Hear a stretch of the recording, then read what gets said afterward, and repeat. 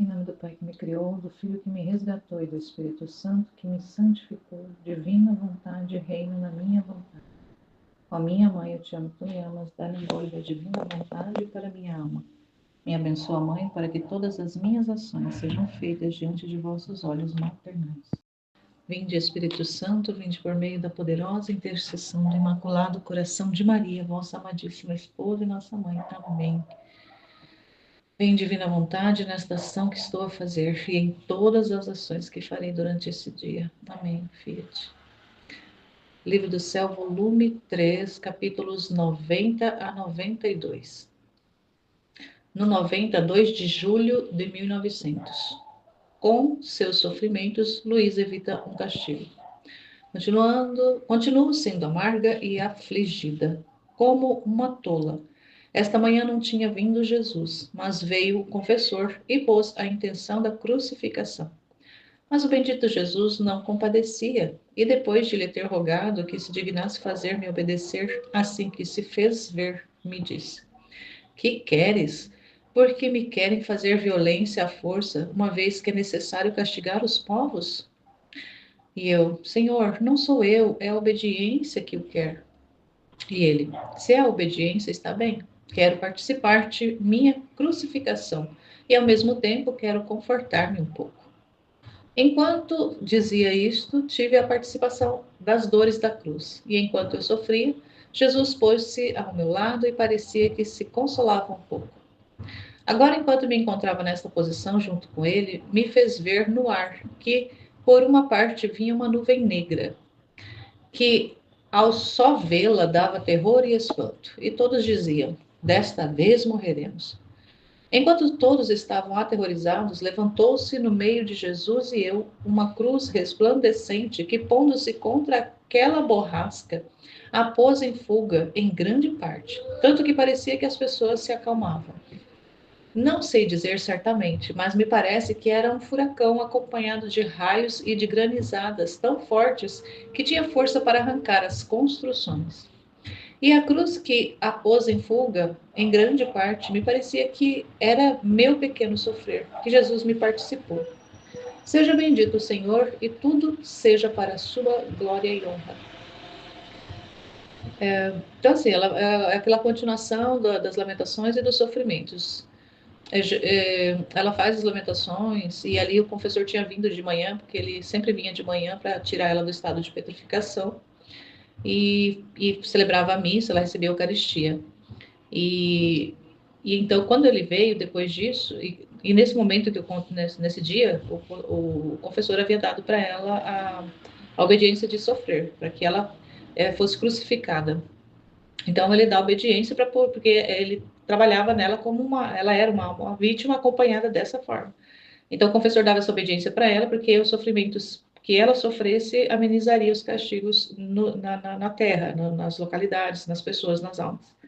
Então, quando Jesus apareceu para ela, ela já foi já implorando para isso. E ele ali falando, né? Mas vocês querem me fazer sofrer mais? Porque quando eu venho, já vem, né? Se ela sofre, se ele descarrega nela, se ele participa para ela os sofrimentos dele, ameniza os castigos das outras criaturas. Ele tem que a justiça deixa de castigar em parte, porque ela recebe, ela ali é o instrumento, né, que recebe a justiça em cima dela. Claro que não totalmente, porque ela não é capaz, mas em parte, né, em várias vezes, em vários trechos, ele participa em partes, porque ela não é capaz de conter todo aquilo que estava preparado. E interessante ali que ele cede porque ela fala, ela convence ele por causa que é a obediência. Não sou eu que quero, é a obediência. Então, como ele é o obediente por excelência, ele fala, então tá bem. E aí ele participa para ela um pouco desse sofrimento, e ela percebe ali que, enquanto ele está ali participando para ela, um temporal bem grande, um grande temporal se avizinha, né? Tá vindo, tá chegando, as pessoas estão terrorizadas, ela tem essa visão, ele dá para ela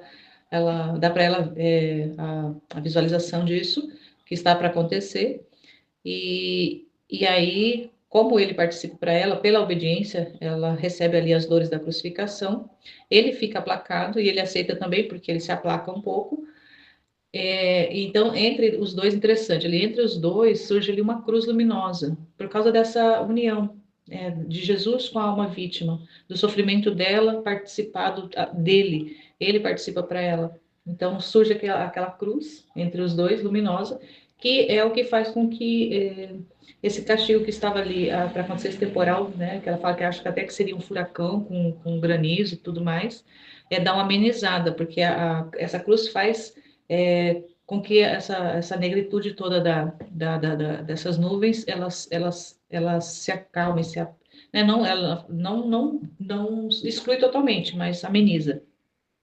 E ela pensa ali, né? Eu penso que era o meu sofrimento que era essa cruz. Então é interessante assim, a gente também pensar que quando a gente está vivendo nessa intenção, quer a divina vontade na nossa vida, a gente também aceita o sofrimento, a gente aceita tudo que o Senhor manda. E muitas vezes essas circunstâncias que nos vêm, ela vem muita cruz. E essas cruzes, assim como na Luísa, também elas podem servir para. A gente não tem as visões que ela tinha, mas o Senhor sabe onde poderia estar esse sofrimento que a gente aceita mesmo, que a gente se resigna, que a gente fala, sim, Senhor, eu aceito, porque eu sei que é o Senhor que está trabalhando. É um trabalho seu. Quando eu faço isso, de repente, pode ser que em algum lugar está sendo deixado de ser castigado, está sendo amenizado, a justiça está maneirando a mão em alguma realidade, em qualquer lugar do mundo, em qualquer tempo, em qualquer época, porque na divina vontade não tem tempo, é eterno tudo que é feito.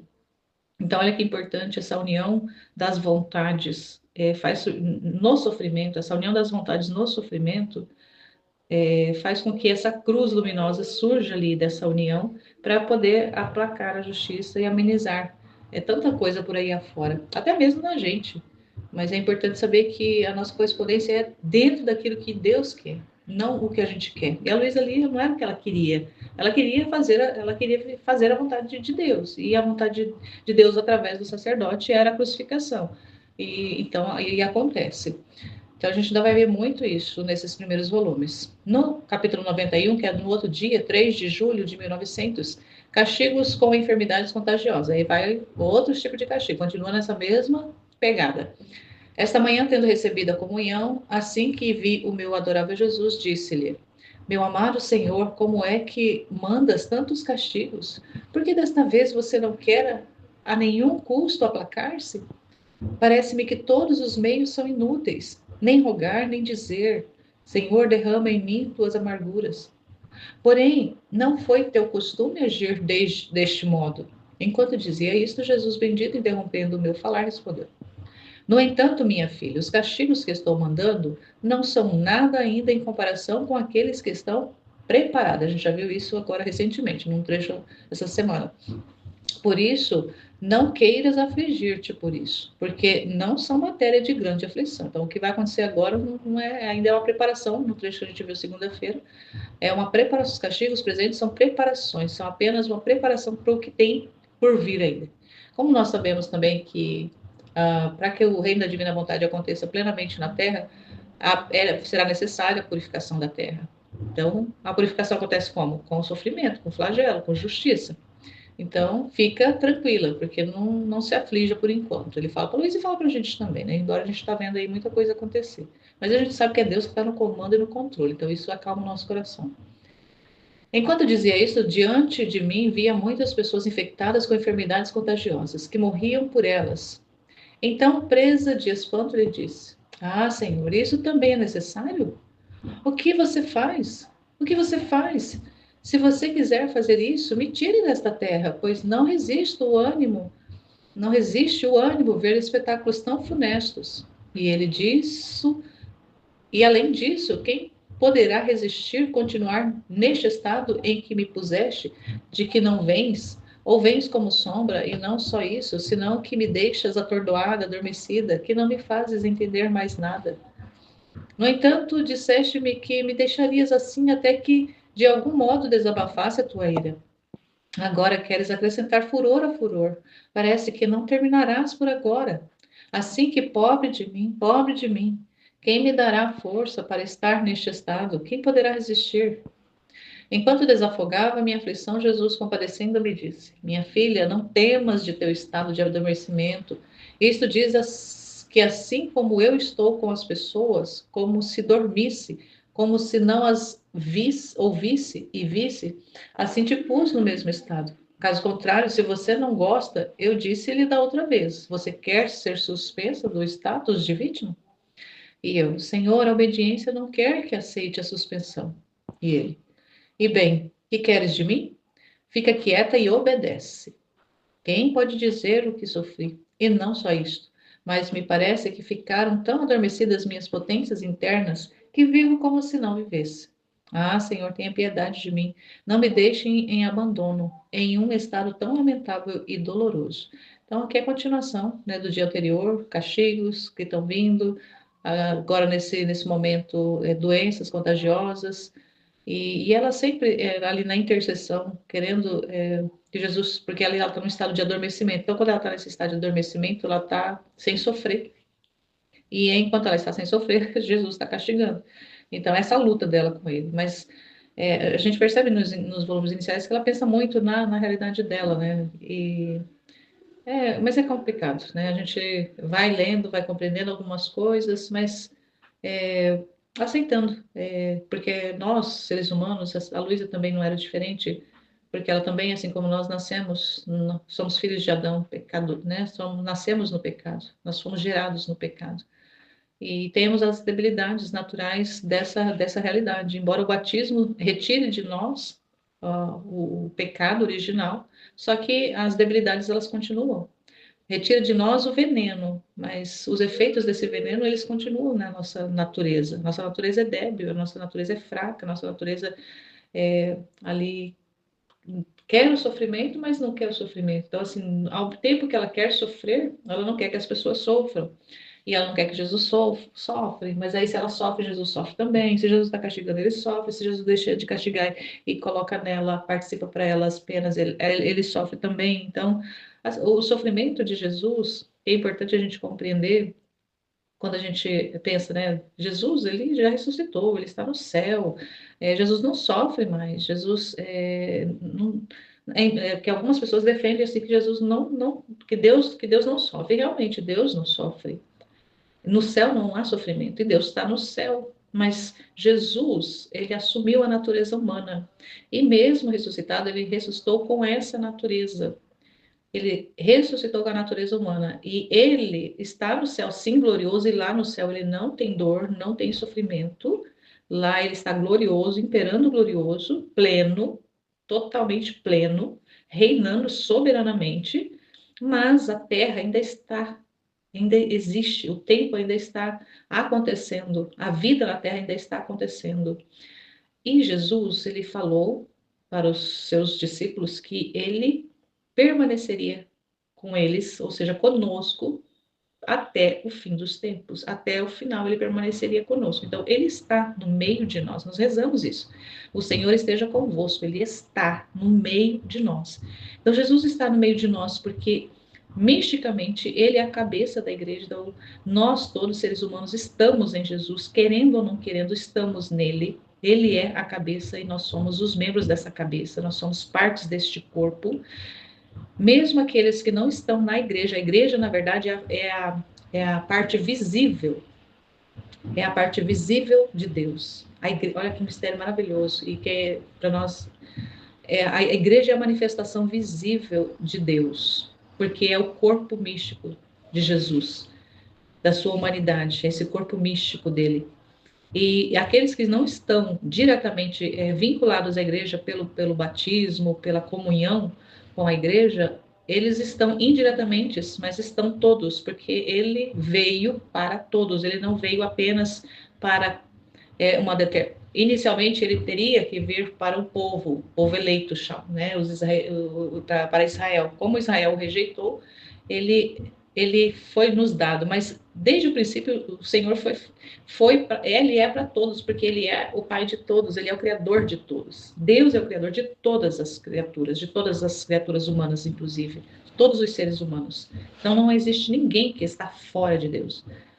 E como na humanidade ele assume, se ele não tivesse assumido a natureza humana, ele estaria impassível realmente de dor. O ser humano poderia ofendê-lo até ele castigaria, a justiça agiria como isso acontecia lá antes dele se encarnar, mas uma vez que ele se encarna, ele assume a natureza humana, ele sofre na humanidade. E a humanidade de Jesus está aqui também, em cada um de nós, todos nós somos partes dele.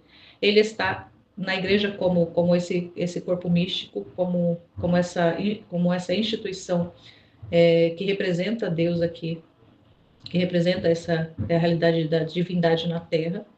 E também ele está, mais que comprovadamente, na Eucaristia. Ele está presente completamente, corpo, sangue, alma e divindade. Então pensar assim também, mas então ele só está sofrendo na humanidade em nós, né? Ele sofre só... Não, porque ele não separa, a humanidade não se separa da divindade. Então por isso que Jesus ele está sofrendo, ele sofre porque ele está presente em nós totalmente, completamente. Não é só a humanidade dele separada da divindade, não. A divindade está junto, não se separa. Essa união hipostática que aconteceu, ela é indivisível. Ela é indivisível. Não tem como dividir, não tem como separar. E vai permanecer para sempre. Inclusive, nós cremos, porque a igreja ensina, e ele disse que a Eucaristia é ele mesmo. Este é meu corpo, este é meu sangue. Não é, ele não disse isso representa, ele disse é. Então, a Eucaristia é Jesus por inteiro, corpo, sangue, alma e divindade. Então, ele está por inteiro, humano e divino na Eucaristia, ele está em nós também, humano e divino, ele está por inteiro. E também, a gente sabe que Jesus, ele não se separa da Santíssima Trindade, porque Jesus é Deus, então a Santíssima Trindade é Deus, uma unidade trina. Então, Deus está sofrendo em nós, aqui na Terra. Deus está sofrendo em nós, aqui na Terra. Está sofrendo na Eucaristia por causa das blasfêmias, dos ultrajes, dos sacrilégios, de tudo que é feito com a Eucaristia. Está sofrendo nas almas vítimas que aceitam esse sofrimento. Então, ele está sofrendo. Então, é importante a gente compreender, meditar a respeito, né? Compreender totalmente a gente não vai compreender, mas meditar a respeito dessas verdades, dessa realidade, dessa verdade. E o capítulo 71, ou capítulo 92, que passam os dias, 9 de julho de 1900. E aqui ele vem já alguma coisa já um pouquinho mais diferente da realidade do sofrimento, já vem ensino aqui. Viver não só para Deus, mas em Deus. Então, olha aqui, ó, viver em Deus. Então, Deus está em nós. Continua o mesmo estado e talvez ainda pior. E se alguma vez se faz ver, é como sombra e raio, e quase sempre em silêncio. Esta manhã, encontrando-me no máximo da aflição e da torpeza pelo sono contínuo, assim que me fez ver, disse-me: Ânimo, minha filha, a alma verdadeiramente minha deve viver não só para Deus, mas em Deus. Tu procura viver em mim, porque em mim encontrarás o receptáculo de todas as virtudes. E passeando no meio delas, te alimentarás de seu perfume, tanto de ficar cheia delas, e tu mesma não farás outra coisa que enviar luz e perfume celestial, porque viver em mim é a verdadeira virtude. E tem virtude de dar à alma a mesma forma da divina pessoa, na qual faz sua morada, e de transformá-la nas mesmas virtudes divinas, das quais se nutre. Depois disto, como relâmpago desapareceu, e minha alma, correndo atrás daquele relâmpago, se encontrou fora de mim mesma, mas já havia fugido, e não me foi dado encontrá-lo de novo. E sofri a amargura de ver granizadas terríveis que tinham feito grandes estragos, raios que haviam produzido incêndios e outras coisas que estavam preparadas. Depois de ter visto isto, me encontrei em mim mesma, mas mais aflita que antes. Então, aqui ela também continua na mesma realidade de sofrimento, ela vê o resultado daqueles castigos que nos dias anteriores tinha sido ali, ela estava para acontecer, ela vê ali o resultado e fica afligida mais ainda. Mas olha que é importante a gente compreender o que Jesus ensina aqui para a Luísa, isso é para nós, um ensinamento para nós. A alma verdadeiramente minha, ou seja, a alma que é verdadeiramente de Deus, deve viver não só para Deus, mas em Deus. Então, viver não só para Deus, nós não vivemos só para Deus. Então, o que eu faço para Deus. Então, eu faço a vontade de Deus. Não. É a vontade de Deus que faz através de mim. É a vontade de Deus em mim que age. Então, é viver em Deus. O que Ele quer, aqui Ele já está dando, está no volume 3, mas Ele já está, aqui já está abrindo uma verdade da divina vontade, que é diferente de fazer para Deus, de viver para Deus e viver em Deus. Viver para Deus é eu aqui, mas eu sou para Ele. Mas em Deus, eu sou nele. Eu não sou fora dele nada. Eu não posso nada sem Ele. Tu procura viver em mim, porque em mim encontrarás o receptáculo de todas as virtudes. Então, aquela realidade que esses dias eu me lembrava e volta e meia está vindo na minha mente o que fala, eu vi esses dias, acho que foi numa pregação, falando que na oração do Pai Nosso nós rezamos que venha o teu reino, seja feita a tua vontade, assim na terra como no céu. Então, fazer a vontade de Deus ou viver para Deus é viver nas virtudes, fazendo aqui na terra a vontade de Deus. Mas, como é no céu, assim na terra como é no céu, é a divina vontade. Porque no céu, as pessoas, tudo está em Deus, tudo é em Deus, não é para Deus. Quem está no céu não está lá para Deus, elas estão em Deus. Então, aqui na Terra, esse é o nosso, a finalidade da nossa existência, que é o que o livro do céu ensina. A finalidade da nossa existência é ser em Deus. Nós somos em Deus, nós não somos nada fora dele. Nós precisamos entender isso, compreender isso e viver dessa forma, assumindo essa postura. Eu sou em Deus. Sem Deus, eu não sequer existo, mas eu sou em Deus. Então, esse ser para Deus, claro que a gente também é para Deus, mas esse ser para Deus é ser para Deus ser em nós. Então, quando nós damos a nossa vontade para Deus, é para que Deus faça a vontade dele através de nós. Não que a nossa vontade vá deixar de existir, mas ela é em Deus. Nós não fazemos nada fora de Deus, é tudo em Deus, e não é para Deus. Então, o que é diferente quando ele fala assim que se estiver dentro dele, será ali o receptáculo, vai encontrar nele o receptáculo de todas as virtudes. Então, muitas vezes a gente vive buscando uma vida de virtude, fazer boas ações, bons atos para agradar a Deus somente, mas eu fazendo para Deus. Mas ele não quer mais isso, ele quer que nós nos encontremos totalmente, nos entreguemos, nos, é, nos deixemos ser totalmente absorvidos por ele, absorvidos mesmos nele, para que nele nós encontremos as virtudes, encontremos todos os bens necessários, porque nele que está contido tudo. Então, se o nosso foco, a nossa prioridade é estar com Deus, estar em Deus, estar nele, é ali que a gente vai encontrar tudo. Então, todos os nossos atos têm que estar direcionados para ser em Deus e não com Deus apenas.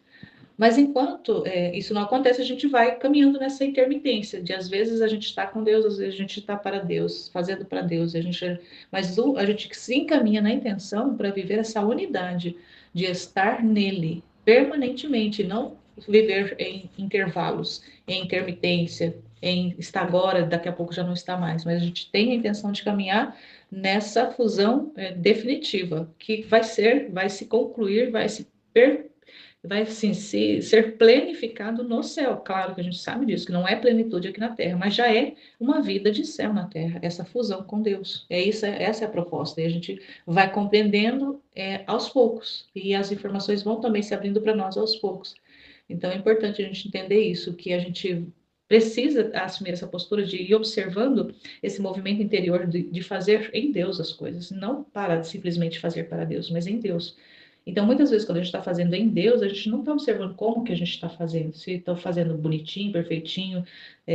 Não, porque Ele mesmo vai ordenando a nossa vida para que seja perfeito, mas é nele, a perfeição está nele, é, a, a, a pureza está nele, a virtude das virtudes, todas as virtudes estão todas nele. Então, a gente tem que ir para Ele, a gente tem que estar nele, se encontrar nele, ou Ele em nós, né? É essa realidade dele em nós ter esse olhar, essa observação de ver ele agindo em nós, na nossa vida, dentro de nós, nós nele, ele nós, nessa fusão de vida, nessa fusão de vontade, para que a gente não fique se olhando se a gente fez bonito ou não, mas estou em Deus, se eu estou em Deus, está tudo certo. E aí me lembrava também daquela realidade da passagem que fala buscar em primeiro lugar o reino de Deus e a sua justiça, e o restante vos será acrescentado.